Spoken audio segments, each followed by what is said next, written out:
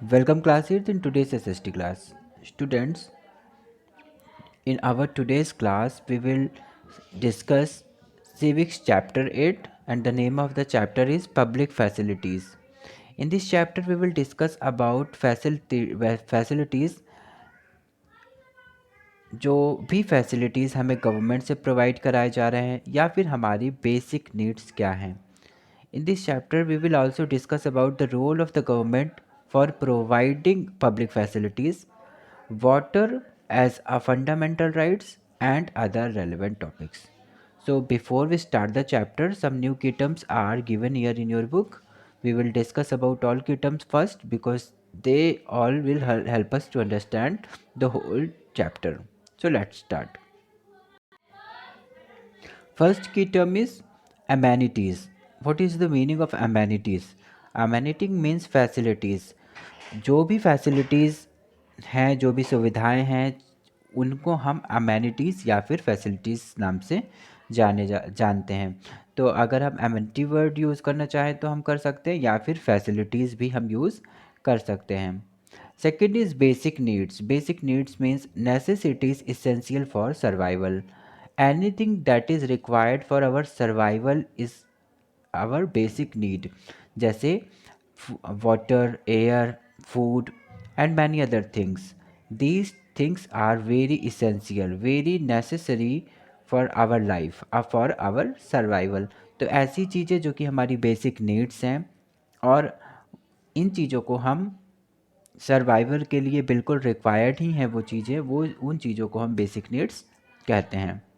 Next is equitable. Equitable means fair और just. जब भी कोई चीज़ फेयर होती है, जस्टिस के अकॉर्डिंग होती है, यानी इक्वल होती है, कुछ कहीं पे भी अनफेयर नहीं होता, ऐसी चीज़ों को हम इक्विटेबल कहते हैं.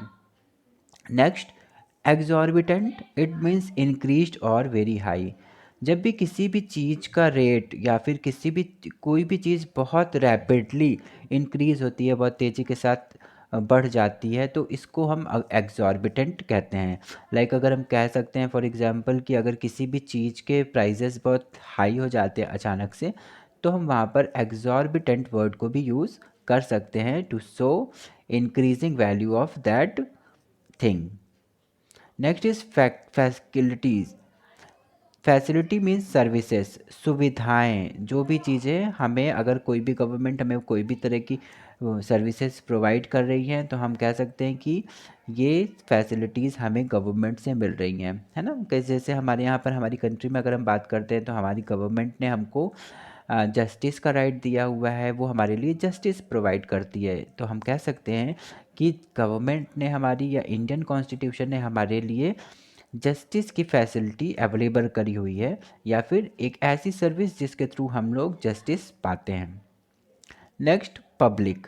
पब्लिक मीन्स कम्युनिटी और पीपल. हमारी कम्युनिटी, हमारे आसपास के लोग, हमारा नेबरहुड, हमारे सोसाइटी के मेंबर्स, सभी लोग पब्लिक कहे जाते हैं.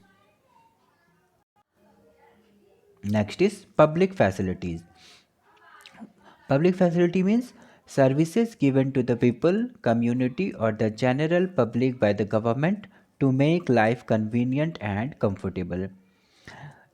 पब्लिक फैसिलिटी मीन्स होती है वो सारी सुविधाएं, वो सारी सर्विसेज, वो सारी अच्छी चीज़ें जो कि हमें गवर्नमेंट प्रोवाइड करती है, ताकि हम हमारी लाइफ को कन्वीनियंट वे में और कंफर्टेबली स्पेंड कर सकें, है ना. हमारी लाइफ को कन्वीनियंट बनाने के लिए, हमारी डेली रूटीन को और ज़्यादा कंफर्टेबल बनाने के लिए गवर्नमेंट जो भी सुविधाएं, जो भी सर्विसेज हमें देती हैं, इन्हें हम पब्लिक फैसिलिटीज़ कहते हैं. Like water.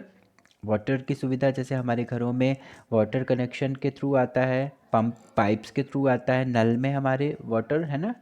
तो ये फैसिलिटीज़ हमें गवर्नमेंट प्रोवाइड करा रही है. Electricity is also a public facility.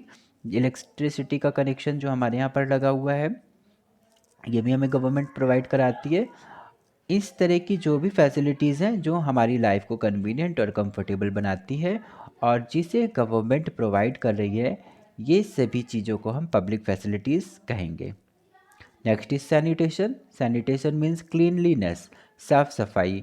साफ़ सफाई को हम सैनिटेशन कहते हैं। सैनिटेशन भी हमारी इंडिया गवर्नमेंट ही हमको प्रोवाइड कराती है, तो sanitation is also a public facility. Next is welfare state. What is welfare state? Welfare state is a country run by a democratic government who thinks about the well-beings of citizens.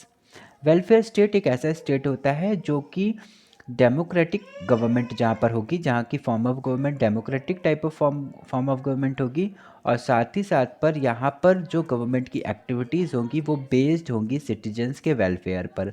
यानी एक ऐसी country, एक ऐसा state जो कि अपने जनता के लिए, अपने सिटीजन्स की भलाई के लिए काम करता है, ऐसे स्टेट को हम वेलफेयर स्टेट कहेंगे। For example, India is a welfare state. India एक ऐसा डेमोक्रेटिक कंट्री है और एक वेलफेयर स्टेट है जहाँ पर हर तरह की एक्टिविटीज़ अपने सिटीजन्स के वेलफेयर के लिए, वेल बींग्स के लिए किया जाता है। Okay, the role of the government. अब इस चैप्टर में हम आगे बढ़ते हैं और हम देखेंगे कि गवर्नमेंट का क्या रोल है फॉर प्रोवाइडिंग पब्लिक फैसिलिटीज़। हम सबको पता है बेटा कि public facilities are essential services. बहुत ज़रूरी होती है पब्लिक फैसिलिटीज़, है ना, क्योंकि ये हमारे लिए बहुत ही इंपॉर्टेंट चीज़ें हैं। इनके थ्रू हमें वो चीज़ें मिलती हैं जो हमारे सर्वाइवल के लिए बहुत ज़्यादा ज़रूरी होता है।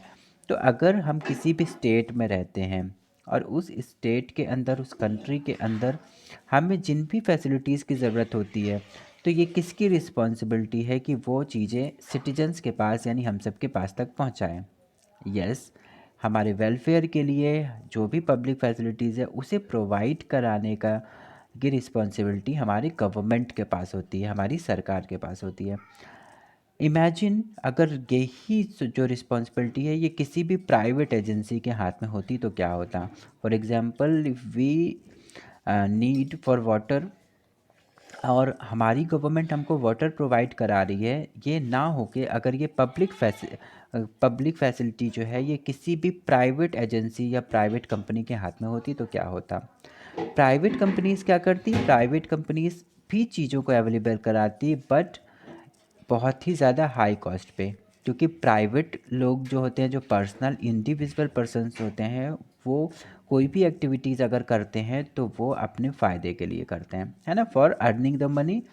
और इसके लिए वो क्या करेंगे, वो इन्हीं फैसिलिटीज़ को हमें हाई रेट पर अवेलेबल कराएंगे। तो अब हर सिटीजन के लिए तो ये बहुत ज़्यादा आसान काम नहीं होगा कि इतने हाई कॉस्ट पे हम इन बेसिक नीड्स को ले पाएँ, है ना। तो फिर इस तरह से तो बहुत सारे लोग होंगे जो पुअर होंगे हमारी कंट्री के अंदर, जिनको सही वे में जो भी उनको बेसिक नीड्स की चीज़ें हैं वो नहीं मिल पाएंगी, है ना। तो इस तरह से ये तो सही नहीं सिस्टम होगा अगर हम प्राइवेट एजेंसीज़ के हाथ में इस तरह की चीज़ों को दे दें तो। लेकिन क्योंकि हमारी कंट्री एक डेमोक्रेटिक कंट्री है और हर डेमोक्रेटिक कंट्री में गवर्नमेंट की रिस्पॉन्सिबिलिटी होती है, उनका खुद का टारगेट होता है, उनका खुद का ऑब्जेक्टिव होता है कि वो अपने यहाँ पर रहने वाले सिटीजन्स को बेसिक नीड्स की चीज़ें अवेलेबल कराएं। इसी को हम पब्लिक फैसिलिटीज़ कहते हैं। क्योंकि हर गवर्नमेंट जो कि डेमोक्रेटिक गवर्नमेंट है वो एक वेलफेयर स्टेट होती है, जिसका मेन ऑब्जेक्टिव होता है अपने सिटीजन्स के वेलफेयर के लिए वर्क करना। तो इस तरह से हम बहुत ज़्यादा प्रॉफिट में आ जाते हैं जब हमारी ये बेसिक नीड्स की चीज़ें पब्लिक फैसिलिटीज़ के थ्रू हमारी गवर्नमेंट से हमें मिलना शुरू हो जाती हैं। It is the duty of the government to make sure that basic needs of all its citizens are fulfilled. हमारे कॉन्स्टिट्यूशन का आर्टिकल 21 जो कि जिसमें राइट टू लाइफ के बारे में डिस्क्राइब किया गया है, और वहाँ पर राइट टू लाइफ में हमारे जो पब्लिक फैसिलिटीज़ हैं उनका मेंशन भी किया गया है कि अगर हर यहाँ पर हमारे कंट्री के अंदर सभी को राइट टू लाइफ है, और लाइफ के लिए जो भी चीज़ें रिक्वायर्ड होती हैं, जो भी बेसिक नीड्स रिक्वायर्ड होती हैं, उसको अवेलेबल कराने की रिस्पॉन्सिबिलिटी भी हमारी गवर्नमेंट को हमारे कॉन्स्टिट्यूशन ने दिया हुआ है। तो facilities, some facilities, public facilities like education, electricity, roads etcetera, ये सब हमारे पास तक प्रोवाइड कराने की ज़िम्मेदारी हमारी गवर्नमेंट की होती है। कई बार ऐसा भी हुआ है कि गवर्नमेंट ने कुछ प्राइवेट एजेंसीज़ को, प्राइवेट कंपनीज़ को भी ये रिस्पॉन्सिबिलिटी अपनी शेयर कर दी है, मतलब उन्होंने कुछ प्राइवेट एजेंसीज़ को भी अपॉइंट कर दिया है ताकि उनका काम थोड़ा सा ईज़िली हो जाए, आसानी से हो जाए। जैसे अगर हम एग्जांपल देखते हैं तो आरपीजी ग्रुप्स मैनेज कर रहा है पावर डिस्ट्रीब्यूशन को कोलकाता में, जो कि एक प्राइवेट एजेंसी है। और सेम ऐसा ही दिल्ली और मुंबई जैसे शहरों में, अहमदाबाद में जो पावर का डिस्ट्रीब्यूशन हो रहा है वो भी प्राइवेट सेक्टर्स के थ्रू हो रहा है। तो इस तरह से हम पाते हैं कि हमारी इंडिया के अंदर बोथ गवर्नमेंट और प्राइवेट ऑर्गेनाइजेशन दोनों ही मिलकर एजुकेशनल और इंस्टीट्यूशंस और हॉस्पिटल्स भी रन करा रहे हैं। तो इस तरीके से हम पाते हैं कि हमारे इंडिया में पब्लिक फैसिलिटीज़ को प्रोवाइड कराने की रिस्पॉन्सिबिलिटी या प्रोवाइड कराने का काम private companies and government both मिल के कर रहे हैं। Now we will talk about cost of public facilities. अब ये जो पब्लिक फैसिलिटीज़ है इसका कॉस्ट क्या जा रहा है।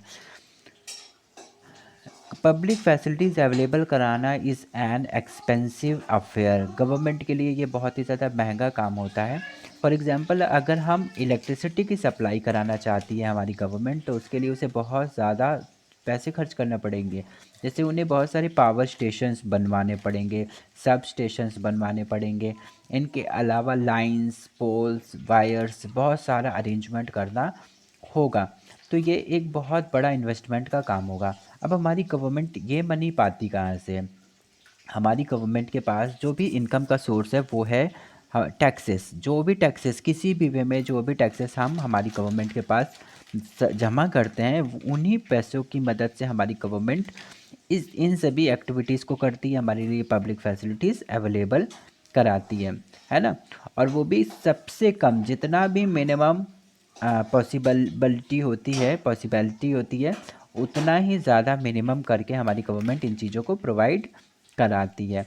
अगर हम मान लेते हैं कि एग्ज़ाम्पल ले लेते हैं और हम कहते हैं कि अगर कंट्री के अंदर हमारे इलेक्ट्रिसिटी प्रोवाइड कराने की ज़िम्मेदारी हम किसी प्राइवेट एजेंसी को दे दें, तो क्या होगा कि प्राइवेट पर्सन्स जो होते हैं वो मैक्सिमम प्रॉफिट कमाने के उद्देश्य से काम करते हैं ना। क्योंकि अगर कोई प्राइवेट पर्सन है तो सोशल वर्क करने के लिए तो नहीं वर्क कर रहा है, और ना तो वो केवल वेलफेयर करने के लिए, लोगों की भलाई करने के लिए कर रहा होगा।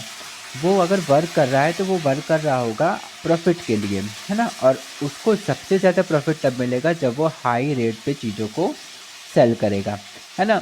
तो वो जो बेसिक नीड्स की चीज़ें हैं जो हम गवर्नमेंट से पा जाते हैं इन लो का कॉस्ट, वो हमें नहीं मिल पाएगा, है ना। और इस तरह से जो अंडर प्रिविलेज्ड लोग हैं, जो पुअर्स हैं हमारी कंट्री के अंदर, उनका डेवलपमेंट भी नहीं हो पाएगा और ना तो उनको इस तरह की बेसिक नीड्स मिल पाएंगी। तो इसलिए हम कह सकते हैं कि अगर हमारी कंट्री में हार्मनी हमें चाहिए, बहुत पीस चाहिए, तो पब्लिक फैसिलिटीज़ अवेलेबल कराने की रिस्पॉन्सिबिलिटी गवर्नमेंट की ही होनी चाहिए, नॉट किसी प्राइवेट एजेंसी की। Distribution of public facilities. अब पब्लिक फैसिलिटीज़ को डिस्ट्रीब्यूट करने की बात अगर हम करते हैं तो हम पाते हैं कि हमारी इंडियन गवर्नमेंट, क्योंकि ये हमारी कंट्री एक वेलफेयर स्टेट है और यहाँ पर डेमोक्रेटिक फॉर्म ऑफ गवर्नमेंट चल रही है, तो यहाँ पर पब्लिक फैसिलिटीज़ को अवेलेबल कराने के लिए हमारी इंडियन गवर्नमेंट लगातार बहुत सारा काम कर रही है। और वो भी कोशिश ये रहती है कि चीप रेट्स पर सबके पास तक हर तरह की चीज़ें अवेलेबल करा दिया जाए। लेकिन फिर भी कई बार होता है कि रेगुलर सप्लाई नहीं हो पाती बेसिक नीड्स की। जैसे अगर हम एग्ज़ाम्पल लेते हैं तो अगर हम इलेक्ट्रिसिटी का एग्ज़ाम्पल ले लें तो हम पाएंगे कि इलेक्ट्रिसिटी की रिक्वायरमेंट सबको होती है, पुअर्स रिच सबको होती है। और कई बार क्या होता है कि कई बार इलेक्ट्रिक की चीज़ें हैं तो कई बार कुछ फॉल्ट्स भी हो जाते हैं, कई बार कुछ प्रॉब्लम्स भी आ जाती हैं, जिनके आ जाने के बाद उनको मैनेज करने में, उस प्रॉब्लम को शॉर्ट आउट करने में थोड़ा टाइम तो लगता ही लगता है। अब ये जो टाइम लग रहा होता है उस टाइम पर जो हमारे रिच मेंबर्स हैं हमारी सोसाइटी के, जो एफ्लुएंट्स हैं, इन्फ्लुएंशियल लोग हैं, है ना, ऐसे लोग अपनी ज़रूरतों को अपने कुछ एक्स्ट्रा कॉस्ट लगा के खर्च करके प्राइवेट सप्लायर से अवेलेबल करा लेते हैं। पर हमारे जो पुअर्स लोग होते हैं वो कई बार प्रॉब्लम्स को फेस करते हैं। जो भी जब तक भी कुछ भी प्रॉब्लम्स रहती है उस पूरे सप्लाई में, तब तक उनको प्रॉब्लम्स फेस करनी पड़ती है। तो इस तरह से कहीं ना कहीं पब्लिक फैसिलिटीज़ के डिस्ट्रीब्यूशन की अगर हम बात करते हैं तो वो इफ़ेक्ट करता है रिच और पुअर्स के बीच में, क्योंकि रिच मैनेज करने के लिए एबल होते हैं खुद से अपनी चीज़ों को, लेकिन हमारे पुअर्स इन चीज़ों को नहीं ले पाते। तो इस तरह से पब्लिक फैसिलिटीज़ अवेलेबल नहीं रह पाती फॉर ऑल इट्स सिटीजन्स।